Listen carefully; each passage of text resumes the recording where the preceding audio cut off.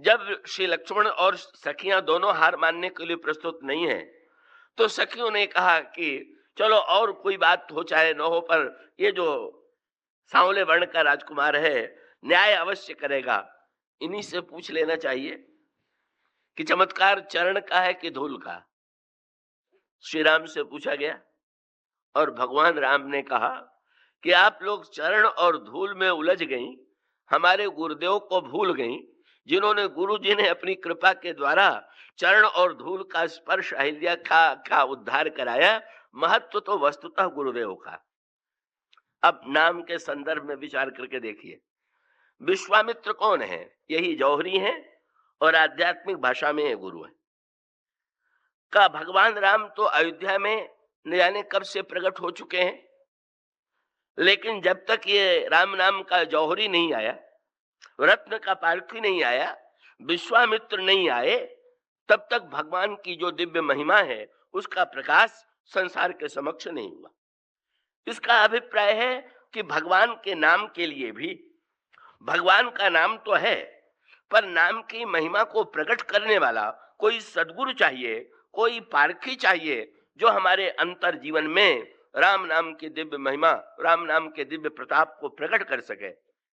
हमारा दशरथ तो नित्य गोदी में खिलाते थे, लेकिन जब विश्वामित्र ने कहा कि इन दोनों भाइयों को ले जाएंगे राक्षसों का वध करने के लिए, तो वे तो घबरा गए।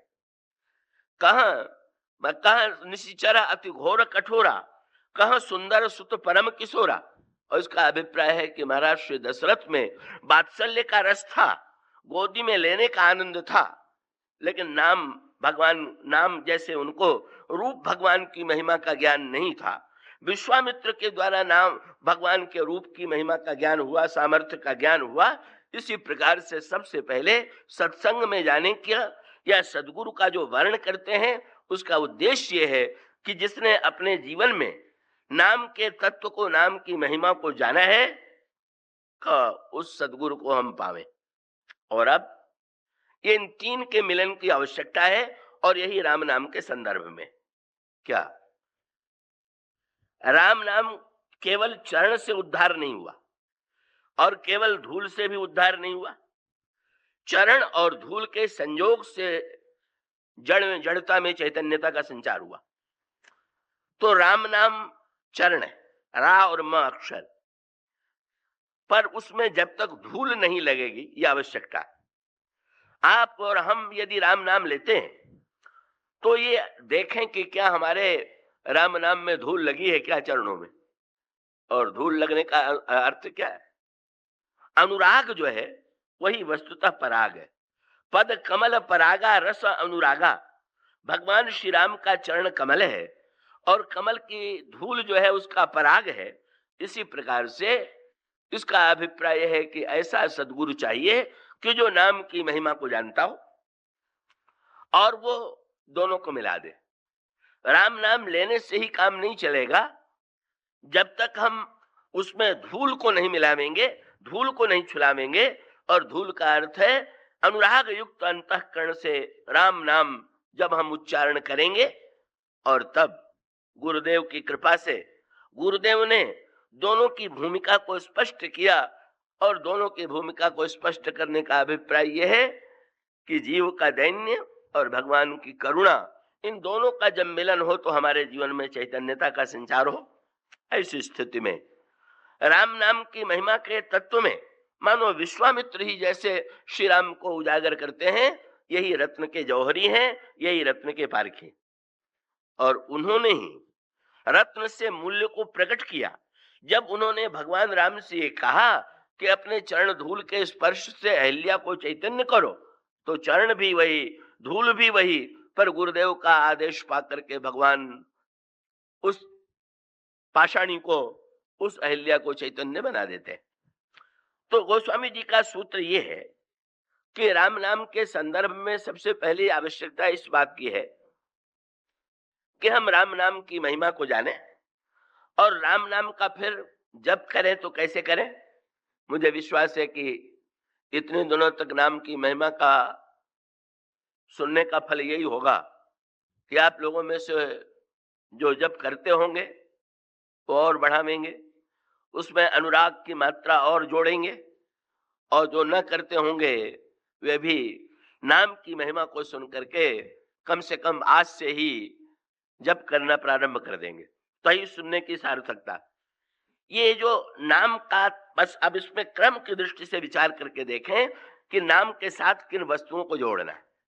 वैसे अगर आप नाम किसी विशेष पद्धति से न लें तो भी रामायण में लिखा हुआ है कि भाव कुभाव अनख आलसहूं, नाम जपत मंगल दिशि दसहूं। दो संतों का मत अलग हो गया।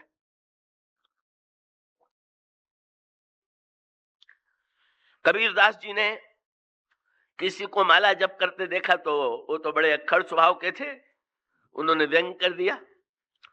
उन्होंने कहा माला तो कर में फिरे, जीव फिरे मुख माही, मनुआ तो दस दिश फिरे, यह तो सुमिरन नाय। ये कोई स्मरण हुआ? तब कैसे स्मरण करना चाहिए? उन्होंने कहा तन स्थिर, पहले शरीर को स्थिर करो, मन को स्थिर करो। तन स्थिर, मन स्थिर, वचन स्थिर। शब्दों को स्थिर करो, क्या बोलना है और क्या नहीं बोलना है। और नियत निरत स्थिर होए। जब नियत पवित्र हो जाए, हमारे जीवन की रति पवित्र हो जाए, स्थिर हो जाए, तब क्या होता है? उन्होंने कहा जब कोई व्यक्ति उस समय जब करता है, तन स्थिर, मन स्थिर, वचन स्थिर, नियत निरत स्थिर होए, कह कबीर वा पलक को कल्पन पावई कोय। अगर इस तरह से व्यक्ति एक पल जप कर ले तो कल्प भर के जप की अपेक्षा भी उसकी अधिक महिमा। ये कबीर ने कहा। तुलसीदास जी ने ऐसा वाक्य कहा जो लगता है बिल्कुल उल्टा है। तुलसीदास जी की पंक्ति आपने पढ़ी होगी और पढ़ी ही नहीं होगी, चाहे और नाम महिमा की चौपाई याद हो चाहे नहीं हो, पर वो तो लोग याद रखते ही हैं और दोहराते भी रहते हैं। और वो नाम की महिमा में गोस्वामी जी ने कह दिया कि भाव कुभाव अनख आलसहूं, नाम जपत मंगल दिश दसहूं। चाहे भाव से जपिए, चाहे कुभाव से जपिए, चाहे अनख से जपिए, चाहे आलस्य से जपिए, भगवान का नाम जपने से कल्याण होगा। दोनों महान संत हैं, दोनों एक दूसरे से भिन्न बात कह रहे हैं, तो दोनों में किसकी बात प्रामाणिक? देखें, अगर विचार करके देखिए तो दोनों की बात अपने अपने स्थान पर ठीक है। और इस पंक्ति का आप दुरुपयोग न कीजिए। दुरुपयोग तो चाहे व्यक्ति जिस पंक्ति का कर सकता है। भगवान पतित पावन है ये कह करके व्यक्ति तो पाप भी कर सकता है कि पतित पावन है तो मैं पाप करूंगा, तभी तो पतित पावनता उनकी सिद्ध होगी। तो ये तो पतित पावनता का दुरुपयोग हुआ। पतित पावनता का सदुपयोग ये है कि हम ये अनुभव करें कि चाहे आज तक हम भले ही पतित रहे हों, लेकिन जब भगवान पतित हैं तो हमने उनके समक्ष अपने को निवेदित कर दिया और हमारे पाप नष्ट हो जाएंगे। अगर इस पंक्ति का अर्थ ये लिया गया तो पंक्ति का सदुपयोग है, और उसके आड़ में अगर पाप को बढ़ावा मिला तो पंक्ति का दुरुपयोग है। इसी प्रकार से दोनों बातें अपने स्थान पर ठीक है, लेकिन याद रखिएगा गोस्वामी जी ने जो पंक्ति लिखी, गोस्वामी जी ने अलग अलग नाम लिखे। शंकर जी, गणेश जी, वाल्मीकि जी, ध्रुव, स्वयं तुलसीदास, इन सब लोगों के जीवन में नाम का प्रभाव मिलेगा। पर आप ये देखेंगे कि प्रत्येक के जीवन में नाम साधना की जो पद्धति है वो अलग अलग प्रकार की। नाम वही है पर नाम की साधना की पद्धति एक जैसी नहीं। अब गोस्वामी जी जो बात कहते हैं और कबीर जो बात कहते हैं उसको हम दृष्टांत के रूप में यूं कहें कि व्याकरण से शुद्ध वाक्य होना चाहिए कि नहीं, तो इसका उत्तर यही है कि अगर हम विद्यार्थी हैं और पाठशाला में जाते हैं तो अगर हम शुद्ध वाक्य का उच्चारण नहीं सीखेंगे, शुद्ध वाक्य नहीं लिखेंगे, वाक्य का सच्चा स्वरूप हम नहीं प्रस्तुत करेंगे, तो ये स्वाभाविक परिणाम होगा कि अध्यापक जो हैं वो हमें परीक्षा में अनुत्तीर्ण कर देंगे। इसलिए ये आवश्यक है कि विद्यार्थी व्याकरण का परिश्रम पूर्वक ज्ञान प्राप्त करे। ये भी एक पक्ष है, पर एक दूसरा पक्ष भी है, और वो दूसरा पक्ष ये है कि जो नन्हा सा बालक अभी जिसने पाठशाला में प्रवेश नहीं किया, जो 4-5 बरस का नन्हा बालक है, जब वो मां से बोले तो उसे व्याकरण से शुद्ध भाषा बोलनी चाहिए कि नहीं? का पढ़ने के लिए गया और अध्यापक ने पूछ दिया माँ शब्द मातृ शब्द कैसे बना, और उसको शुद्ध शुद्ध व्याकरण की रीत से बताना पड़ेगा। पर नन्हा सा बालक अगर उससे पूछ दीजिए ये मातृ शब्द कैसे बना, किस धातु से, किस प्रत्यय से, किस लिंग का शब्द है, तो बेचारा भौचक्का रह जाएगा। अब वो जो माँ को पुकारता है, तो प्रश्न यही है कि परीक्षा में उसको नंबर भले ही न लगे, न मिले, लेकिन जब वो माँ को पुकारेगा तो माँ तो उसको मिल ही जाएगी। और इसका अर्थ है कि पहले आप निर्णय कर लीजिए कि आप बड़े बालक हैं कि छोटे बालक हैं। छोटा बालक बनना इतना सरल नहीं है, ये ना समझ लीजिएगा। बड़ा बालक बनना कुछ ज्यादा सरल है।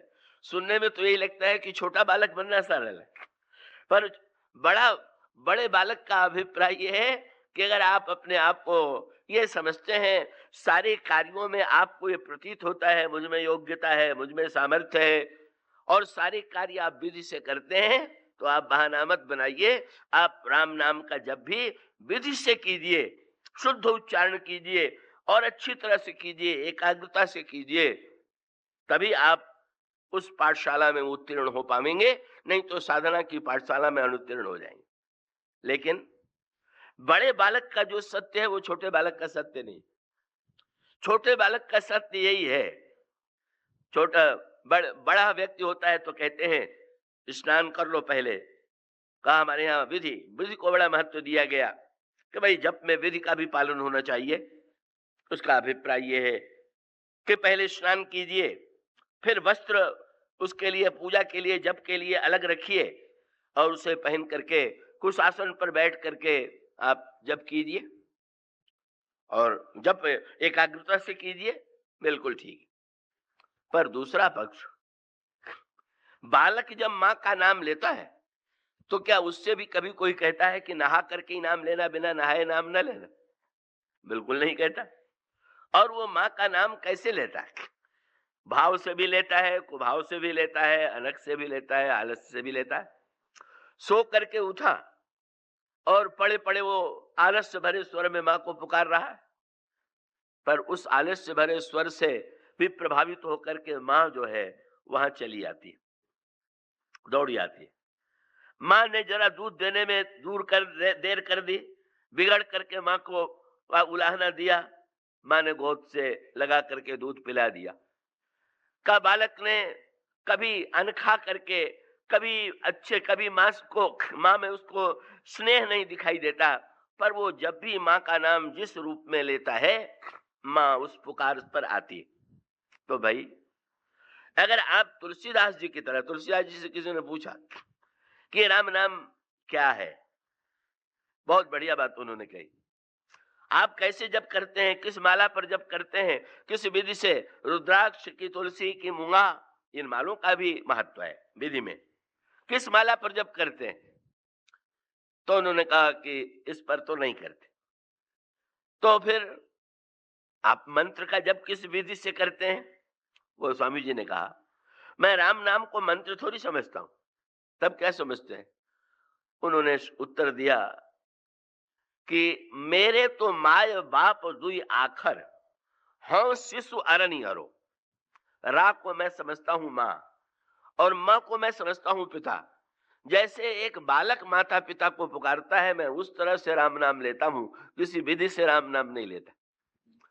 तो भाई अगर आप में सचमुच इतना निरभिमानिता और अपनी असमर्थता का भान आ गया है कि आपको राम शब्द ही नहीं दिखाई देता है, उसमें चैतन्य ब्रह्म का वात्सल्य दिखाई देता है, तो ऐसी स्थिति में इसमें कोई संदेह नहीं, ये तो बड़ा कठिन कार्य। विधि पूर्वक जप करने से कल्याण होगा, ये बुद्धिमान के लिए समझना कठिन है, सरल है, पर चाहे जैसे जप करें कल्याण हो, ये कितना बड़ा विश्वास।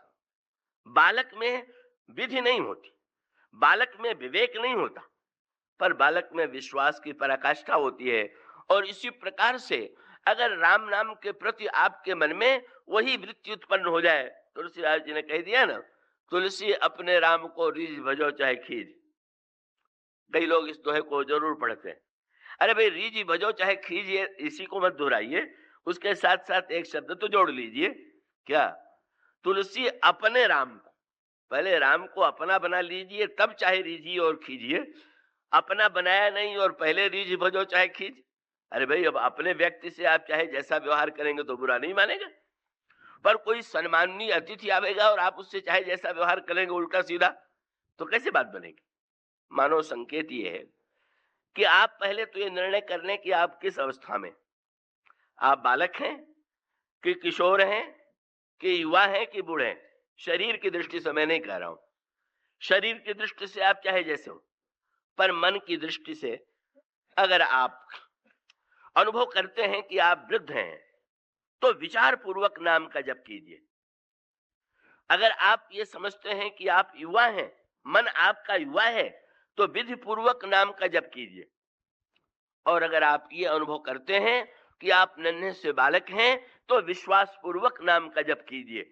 सबके लिए एक ही बात नहीं है। और विचित्र बात, अपने अपनी पद्धति से जब भी कोई व्यक्ति नाम साधना का आश्रय लेगा तो उसको निश्चित रूप से कल्याण की अनुभूति होगी।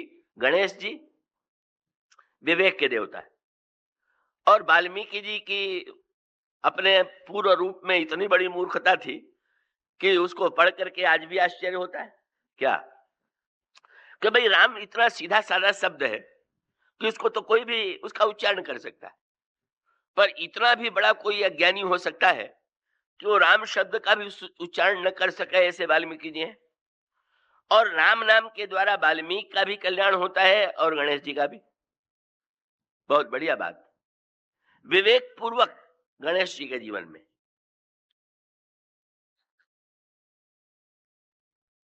सारे देवताओं में होड़ लग गई, पहले पूजा किसकी होगी? शंकर जी ने कह दिया जो सबसे पहले ब्रह्मांड की परिक्रमा करके आवेगा उसकी पूजा होगी। और सारे देवता अपने अपने वाहनों पर बैठ करके भाग खड़े हुए। पर सबसे अनोखा दृश्य देवताओं की पत्नियों को हंसी तब आई जब सबसे अंत में चूहे पर सवार होकर के गणेश जी चले।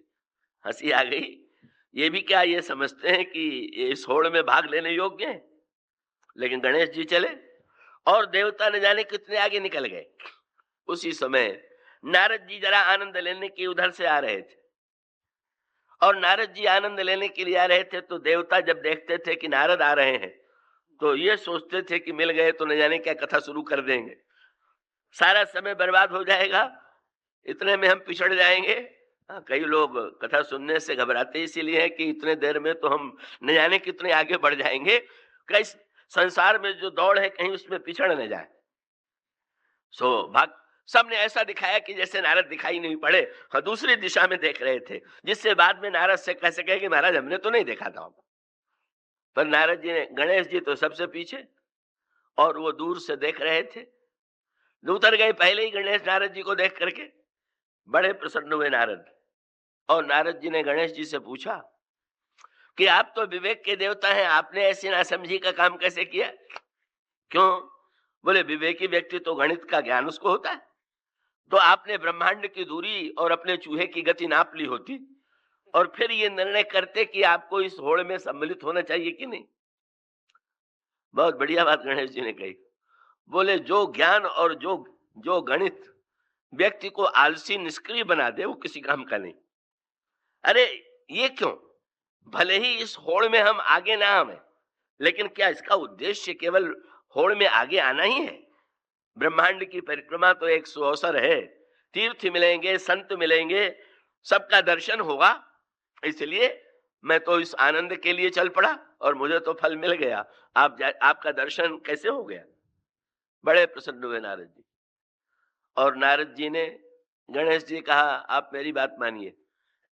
नारद जी ने जो बात गणेश जी से बताई अगर अन्य देवताओं को बताते तो क्या कोई देवता उनकी बात मानता क्या? उन्होंने कह दिया राम नाम पृथ्वी पर लिखो और लिख करके परिक्रमा करके जा करके शंकर जी से कह दो मैंने ब्रह्मांड की परिक्रमा की। अगर किसी अन्य देवता से नारद जी ने कहा होता तो समझता कि ये और देवताओं से मिलके हमें हरवाने के लिए षड्यंत्र कर रहे हैं कि जिससे ये इसमें पूरी तरह हार जाए। पर विवेक के देवता ने किस अर्थ में लिया? ओहो, गदगद हो गए, बोले सत्य है। क्या गुरु ने चेलों से कहा बरगद लाओ, कई चेले फावड़ा लेकर के बरगद उखाड़ने के लिए चले गए और एक मुस्कुराता हुआ एक ही क्षण में मुट्ठी बंद किए हुए आ गया। गुरुजी ने कहा, तुम बरगद नहीं लाए? उसने कहा, गुरुजी लाए। कहाँ है बरगद? मेरी मुट्ठी में। मुट्ठी में और बरगद? उसने हाथ खोल के दिखा दिया। उसमें बट का बीज था। गुरुजी प्रसन्न हो गए, बोले, मेरे शब्द का सच्चा अर्थ तुमने समझा है। वस्तुतः वृक्ष तो बीज में ही समाया हुआ है और तुम बीज को ले आकर के ही तुम धन्य हो गए। गणेश जी से पूछा नारद जी ने, आपने क्या समझा?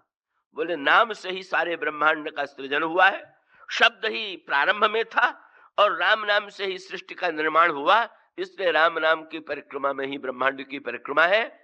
और जब वे लौट करके आए तो शंकर जी ने गणेश जी को हृदय से लगा दिया। बोले, तुम्हारे विवेक की सार्थकता यही थी कि तुम ब्रह्मांड के स्थूल रूप को न देख करके तुमने सूक्ष्म रूप में राम नाम में ब्रह्मांड के तत्व को पहचान लिया, जान लिया। ये गणेश जैसा विवेक है। और वाल्मीकि जैसा व्यक्ति जो सीधा न ले सके, उसमें विवेक तो नहीं है, पर विश्वास तो है।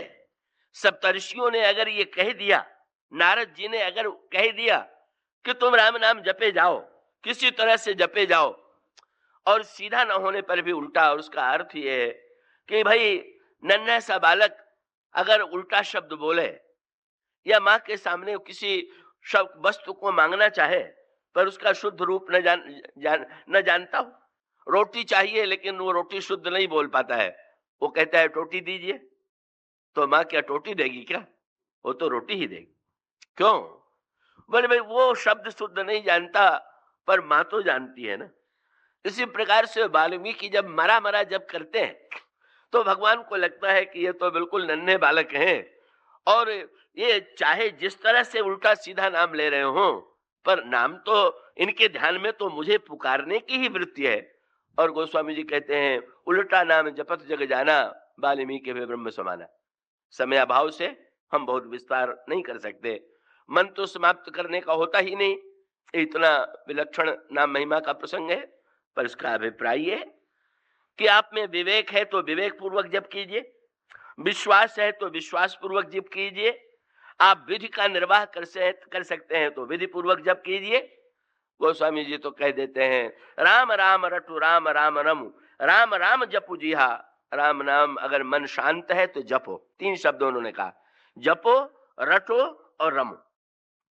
मन शांत है तो नाम जप कीजिए, मन अशांत है तो रटिए, और मन आनंद में है तो राम नाम से खेलिए। राम नाम ये विविध रूपों में लीजिए। अगर धनुष तोड़वाना है राम नाम से तो राम नाम धीरे धीरे सहज ही चले सकल जगत स्वामी, और मारीच का वध कराना है तो राम नाम को जरा दौड़ाइए। ये दोनों ये साधना के अनेक संकेत। एक तो सीधे सीधे शांत भाव से राम राम राम राम का उच्चारण कर रहे हैं सहज भाव से, और दूसरे अगर मारीच के समान मन चंचल होकर के भागे तो राम श्री राम जैसे मारीच के पीछे भागे, इसी प्रकार से नाम में भी तीव्र गति लाइए। राम राम राम राम कह करके आप एक अनवरत तीव्र गति से राम नाम का आश्रय लें। ये राम नाम की अनगिनत विधियां हैं और ये राम नाम महानतम कल्याणकारी है। अगर सत्संग के द्वारा, कथा के द्वारा, अध्ययन और मनन के द्वारा हम नाम के तत्व को और महिमा को समझ सकें और स्वयं अपने विषय में निर्णय कर सकें कि हमारे लिए किस प्रकार से नाम लेना संभव है, आप उस रूप में नाम लें। और गोस्वामी जी आश्वासन दे देते हैं कि आज के युग में भी जो नाम का सही अर्थों में आश्रय ले लेगा, उस व्यक्ति के जीवन में अहिल्या का उद्धार होगा, ताड़का का वध होगा, मारीच का कल्याण होगा, और रावण का वध होने के पश्चात मोह रूप रावण का ध्वंस होने के बाद राम राज्य की स्थापना होगी। इन शब्दों के साथ भगवान के चरणों में यही निवेदन है कि हम लोगों के अंतःकरण में राम नाम के प्रति उनकी महिमा वे ही प्रकट कर सकते हैं, और वे उस महिमा को हमारे और आपके जीवन में प्रकट करें। हम लोग राम नाम जिह्वा से, मन से, माला से जैसे बने वैसे लें, और जब हम उस गहराई में डूबेंगे तो निश्चित रूप से हमारे जीवन में पवित्रता आवेगी, परिवर्तन आवेगा।